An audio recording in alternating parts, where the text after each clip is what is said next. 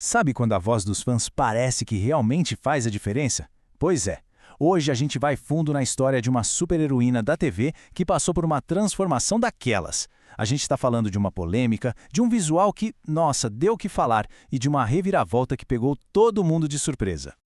Pois é, a pergunta que fica é essa. A gente vai mergulhar de cabeça na série Titans, da DC, e naquela representação inicial da Estelar, a princesa alienígena de Tamaram. Nossa, aquilo causou um alvoroço gigantesco na internet logo de cara, né? Foi só sair a primeira foto e pronto. Olha, quando as primeiras imagens da Estelar apareceram, a internet veio abaixo. Sério. A aparência da personagem virou o assunto do momento, o centro de um debate super acalorado em tudo que é fórum e rede social. E assim, pra ser sincero, a maioria dos comentários não era nem um pouco positiva. É que pra muita gente que acompanhava os quadrinhos, aquele visual foi tipo uma facada, uma traição à guerreira poderosa que eles conheciam. O traje, o cabelo, que são, sabe, a marca registrada da personagem, foram justamente os pontos que mais pegaram. E aí que a gente chega numa questão bem importante.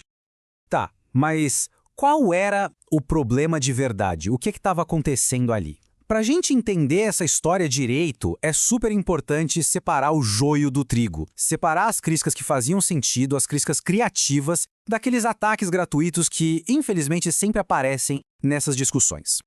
Dá uma olhada nisso aqui. De um lado, a gente tem as críticas que tinham fundamento, que estavam focadas na parte criativa, né? O pessoal falava, pô, esse traje tá meio genérico, parece improvisado, ou esse cabelo não tem nada a ver com a imponência da personagem. E do outro lado, infelizmente, o que a gente viu foi uma onda de ataques racistas completamente sem noção, direcionados à atriz que não tinham nada a ver com a história. E é exatamente isso que a fonte dessa nossa análise aponta. Gente, nos quadrinhos a Estelar é uma alienígena com a pele laranja. Então, a etnia da atriz nunca foi a questão para os críticos de verdade, para quem conhecia a personagem. O problema real, o que estava pegando, era essa sensação de que o visual icônico dela, aquele que todo mundo conhecia há décadas, tinha sido completamente ignorado. Ok, então a gente se pergunta, por que os criadores da série foram por esse caminho? Qual era a ideia por trás de uma escolha tão polêmica? E a resposta, pelo que tudo indica, está no tom que eles queriam dar para a série Titãs como um todo. Pensa comigo. A lógica da produção parece ter sido mais ou menos assim. A série tem uma pegada mais sombria, mais realista, pé no chão. Para isso funcionar, os heróis precisam conseguir, sei lá, se misturar na multidão, passar despercebidos. Agora imagina uma alienígena laranja com cabelão rosa, choque andando na rua. Não tem como, né? Qualquer disfarce seria impossível. E é aí que está o X da questão. De um lado, a tentativa de fazer algo realista. Do outro, a fidelidade a uma personagem que o público ama. O resultado? Aquele primeiro visual virou uma distração. Era tão diferente que muita gente não conseguia nem prestar atenção na história, ficava só pensando naquilo. E essa discussão toda parecia que não ia acabar nunca. Muitos fãs já estavam até desistindo, sabe? Perdendo as esperanças. Mas aí, do nada, vaza uma foto do set. E essa foto, nossa, ela sinalizou uma virada de 180 graus na história toda. De repente, o que aparece na internet, uma Estelar completamente diferente, repaginada. Uma versão que não só parecia ter ouvido os fãs, mas que parecia ter sido feita sob medida para responder a cada uma das críticas que estavam rolando há meses. Foi impressionante. E a reação da galera foi positiva demais, todo mundo a adorou. Mas, tá, o que foi que mudou tanto assim? Por que esse novo visual funcionou tão bem? Vamos dar uma olhada de perto, ponto por ponto, para entender essa melhoria. Primeiro de tudo, o traje. Foi a mudança da água por vinho. Aquele visual inicial que todo mundo achou genérico, com cara de improviso, saiu de cena.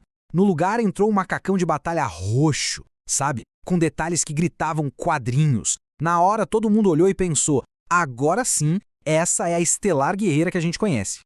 E o cabelo, que é tipo uma das coisas mais marcantes dela, também recebeu aquele upgrade merecido. E olha que interessante, a questão nunca foi liso ou cacheado. O ponto era o volume, a presença. O cabelo novo finalmente tinha aquela imponência, aquela força do cabelo da Estelar dos quadrinhos. Deu pra personagem a presença de palco que estava faltando, sabe? Resumindo a ópera, o novo design deu certo porque finalmente casou a aparência da personagem com quem ela é. Simples assim. O resultado foi um visual autêntico, com cara de poder e que para muita gente ficou simplesmente espetacular. O que nos leva de volta àquela pergunta de $1 milhão, né? Será que essa mudança já estava nos planos da produção desde o começo? Ou será que foi uma resposta direta à pressão dos fãs? A verdade é que talvez a gente nunca saiba 100%.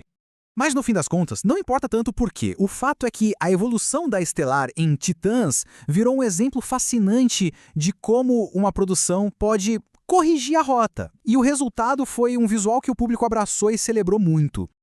E fica aí uma reflexão que vai muito além de Titans, né? Sobre essa relação tão complexa, tão delicada entre quem cria e quem consome. Onde é que a gente traça a linha?